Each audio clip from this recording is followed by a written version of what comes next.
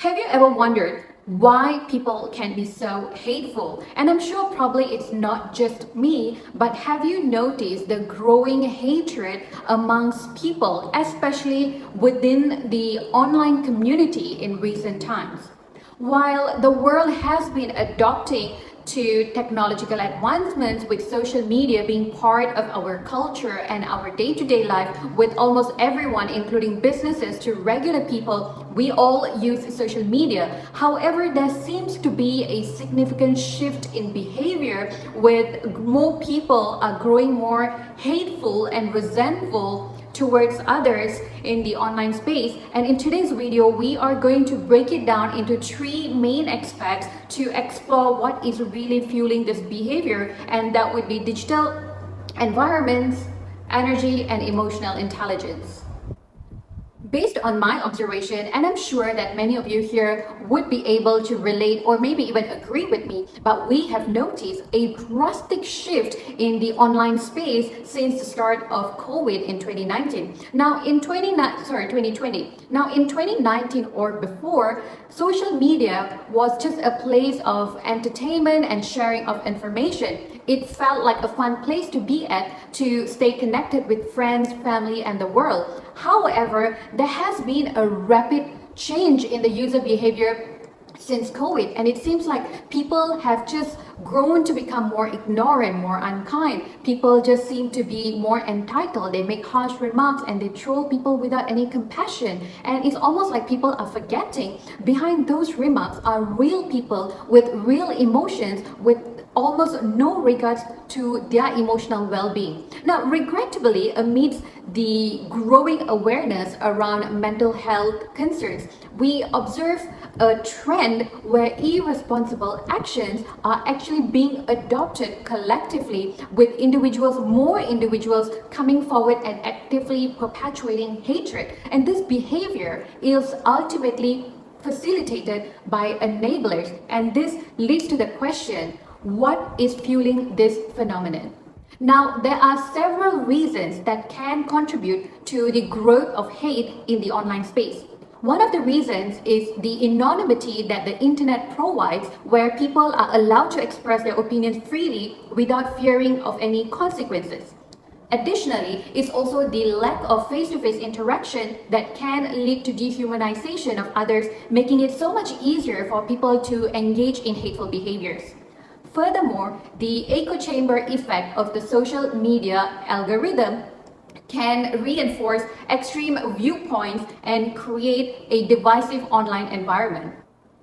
Welcome back to my YouTube channel. My name is Veena Raji, and this channel is dedicated to talking about self-healing, healing from childhood trauma, narcissistic abuse, and attachment styles, something that I have worked on myself over the last few years on my own without any professional help and guidance, and therefore I have dedicated to starting this channel to share my personal journey and everything that has helped me in my journey, hoping that this will be informative and helpful for those who are currently on a similar path. And I am also really hoping that I'll be able to grow this community. So if you are new here, I would really appreciate if you can just take a moment to help hit subscribe, share, like, comment down below. Comment would help immensely because the YouTube algorithm picks up the video based on user engagement. So in today's video, I am here to talk about why people are growing hateful, which is probably one of the most pressing issues that a lot of us are currently facing right now. And let's get right into it. So what has really changed since 2019? Well, with the pandemic, we saw a global shift to our day-to-day life, with our entire lifestyle and the way of living being disrupted from the way we worked and the way we lived changed drastically. And during the lockdown, many people were forced to adapt to living in isolation, with having little to no interaction with the outside world, which is enough to impact anyone's mental health. And with a lot of restrictions placed on movements and communities, people simply had no choice but to turn to online materials for consumption, for entertainment, and to stay connected. And we also noticed how this changed our life. The way we work, meetings were done online, and we still work online. So it was a significant shift. We went from being this people person, interacting in person, having to adapt to doing everything online while we continue to live in isolation. And this unfortunately impacts one crucial aspect of having human interaction, which is social skills. And unfortunately, the younger group of people like Gen Z and Gen Alpha probably struggle with the most because they were in that crucial age where they required social interaction to build up their social skills, which was an important part of their development as they transition into being a young adult. Now, unfortunately, showing up on social media or the internet became increasingly popular as well as convenient during this period without a doubt. And there were also a lot of people dealing with mental health issues such as loneliness, depression, or just a sense of isolation took comfort in the presence of social media. And it's proven that a lot of people who have a certain attachment style tend to avoid spending time alone, to avoid connecting with their emotions. So people needed an outlet to stay and feel connected, and the online space provided that for them.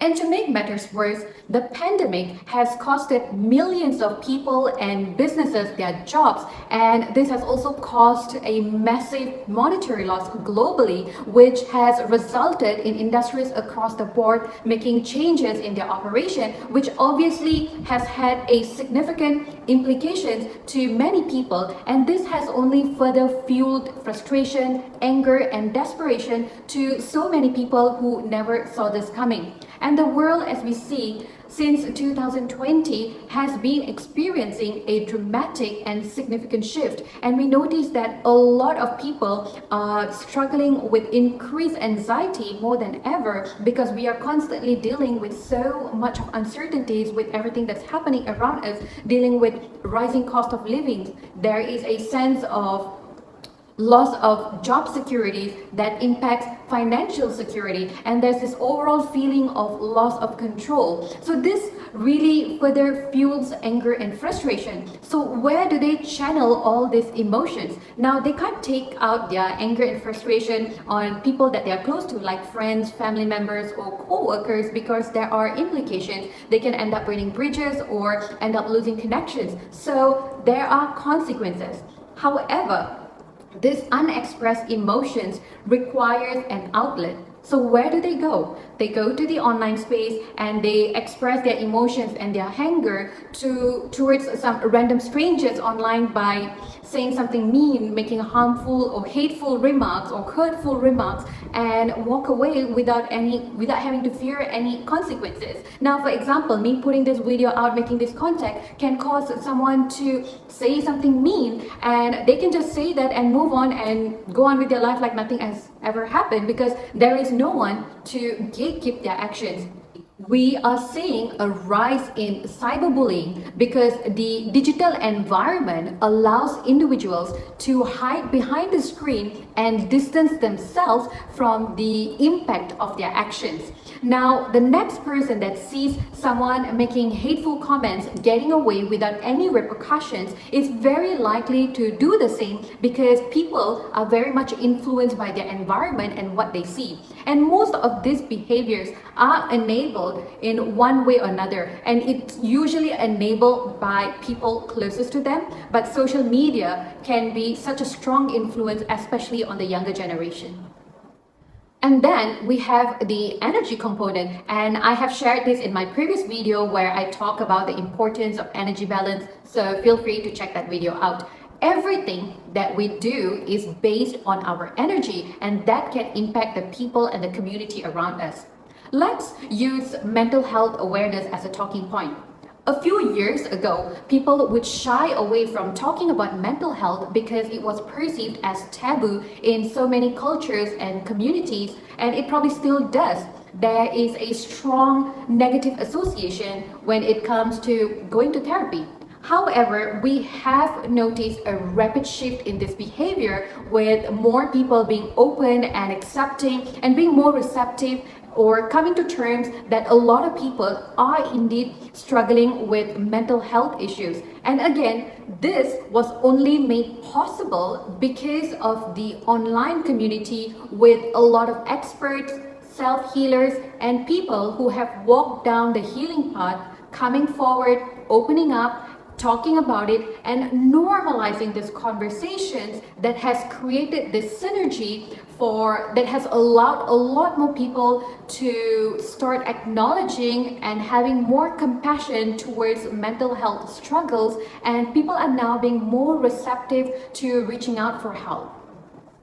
Social media isn't bad. There are so many people doing great work using social media to share their knowledge and messages, and I have personally benefited so much from so many amazing individuals that has helped me in my healing and my personal growth journey through their sharing. What made this possible was the collective energy. So many people got onto this platform with the very intention of wanting to share their knowledge, hoping that it will help someone, and it was that very energy that drove a lot of people to start opening up to this knowledge. It created a momentum. We created this space for people to start healing collectively when we started normalizing psychological challenges faced by many. And suddenly, just like that, many people don't feel so alone in their struggles anymore, because so many people are coming forward, opening up, sharing about their struggles and sharing about their experiences, and those who have struggled in silence with their emotional battles for a long time finally get to see that nothing is really wrong with them, and whatever they are experiencing or going through is valid and there is a reason behind it. So a lot of people are starting to gravitate towards wanting to make the change, wanting to heal, and this is such a beautiful shift that we are seeing, and this is probably the best gift that we have gifted this current generation. And the same goes to cyberbullying. Just as we saw a group of people coming together and creating a safe space for people to come together, to open up, to share their struggles and heal, we can see there is another extreme group of people that are collectively channeling this energy of hate by going online and fueling hate towards anything and everything. And eventually, that energy, that hate, attracts more people who are in alignment with that energy to follow suit. And when one person does it, it's a problem. However, when everyone does it, well, it's no longer an issue because everyone is doing it. We really got to start asking, what do people actually want? Because it seems like anything and everything that we do these days is made out to be a problem. Now, recently we saw there has been a lot of trend going on. People are coming forward, boycotting brands and celebrities and so on in support of the ongoing war. And I just want to be mindful. I am not here to talk about it, and I have my personal stand on this, and I do support, I stand for all the right reasons and good causes, and my opinion is that everyone should do the same. People should be allowed to express their support in a respectful way without tearing another person down. So what I'm really trying to say here is that people started getting angry when they saw that people that they have been following, public figures, that were not coming forward and expressing any support publicly. And on the other hand, we also saw there were some public figures that came forward and expressed their support outwardly, but as soon as they moved on to collaborating with brands and dealing with brand partnerships, suddenly the same group of people that was in support of them started hating on them because they worked with a brand. Now, where is the fine line? Like, since when we have started being so entitled to tell people as to what they should and shouldn't do and question their life choices? I mean, at the end of the day, everyone has got bills to pay. We got to do what we got to do. But then where do we draw the boundaries with the online community when people feel they are entitled to tell people what they should do just because people have a space? I mean, as I said, we can all advocate for the right causes, we can stand for what is right, but we should do so within our rights. We shouldn't be imposing what we believe onto another person that we probably don't even know personally.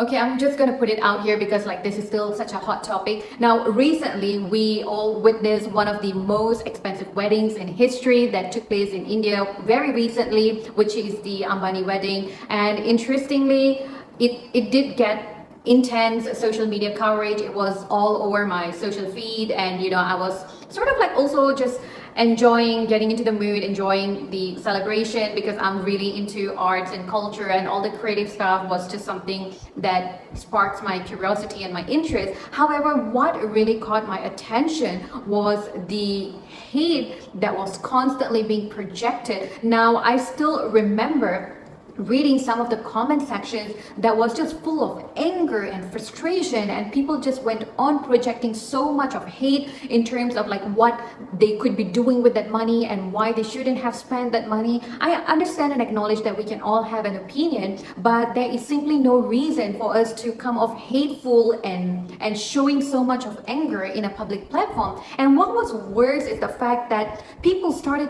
projecting this hate and anger towards some influential figures, some public figures who were attending the event, who were attending the wedding, obviously because they were invited, saying that they sold themselves and they are associating themselves with the devil because this supposed host is an extremely wealthy person, so it's somehow associated with them being evil. Now, I'm not going to get into that. However, what I'm really trying to get to is the fact that since when we are so entitled to tell people what they should and shouldn't do. Coming back again to what I said earlier, the level of entitlement, the people are constantly projecting hate. And I'll be honest, reading all that comments, in fact, affected my own energetic space, that I really had to disconnect from social media for some time so that I could just regroup and gain my composure, because like I could literally feel that anger, that just hate, and people were just being very unkind.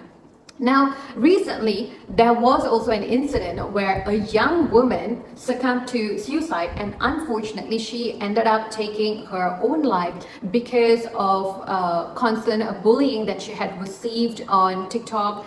There was threat made against her, and she obviously succumbed to that pressure, and she unfortunately did something that she shouldn't have done. And interestingly, the perpetrators got away with a small fine that was in line with the offense according to the law, and the fine was probably an insignificant amount. However, this again leads back to what I said earlier. It's the lack of consequences that continues to enable these behaviors. Online bullies are very much aware of their actions and what they are doing. But the bigger question is why they are doing it. And the answer to this is the lack of emotional intelligence. Online bullies may engage in various harmful behaviors for many reasons, such as seeking attention, trying to exert power and control over others, or probably dealing with their own frustrations and insecurities, or simply enjoying the sense of anonymity and lack of immediate consequences that the online environment provides. And again, this comes back to mental health issues and personal insecurities. However, the online space provides them with an outlet for emotional expression. It's not a healthy one, but it is available and accessible to anyone nevertheless, with little to no consequences.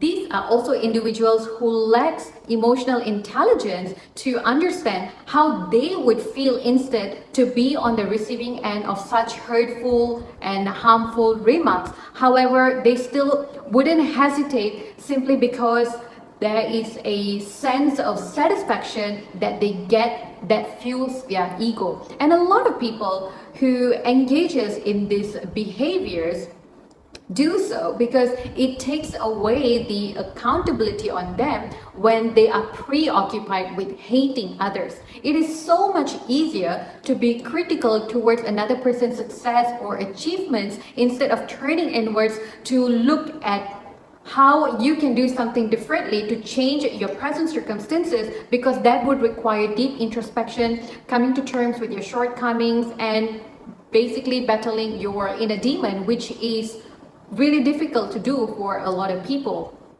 I know a lot of influencers who receive so much of hate comments, a lot of hurtful remarks. However, people who choose to share hateful remarks on influencers who share, for example, their beauty routine or their lifestyle routine often don't have a healthy relationship with themselves, because if they are invested in taking care of themselves, they will find appreciation in others doing the same, and in fact they would likely be more invested or interested in learning new things from their sharing. And a lot of them also come from a background where these behaviors are normalized at home, which is a whole big problem because they don't see how these behaviors are wrong and hurtful to others. And with the lack of exposure and social skills, these behaviors are unlikely to change in the long run. And what is truly worrying is that to think that these are going to be the people that would be shaping the future generation and raising families, when they are probably not displaying the best behaviors. If we want to find negativity in something, we will find it. If we want to find positivity in something, we will find it. The fact is, there is simply no way to stop cyberbullying because of the vastness of the digital space. However, we can only choose to respond with compassion when someone is engaging in a negative behavior. Now remember, someone hating on another person is a direct reflection of how they feel about themselves and the relationship they have with themselves.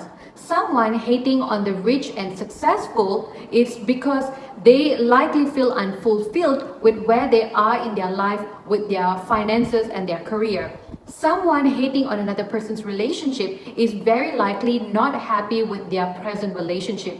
Someone hating on another person for taking care of themselves and looking good simply doesn't have that same relationship with themselves.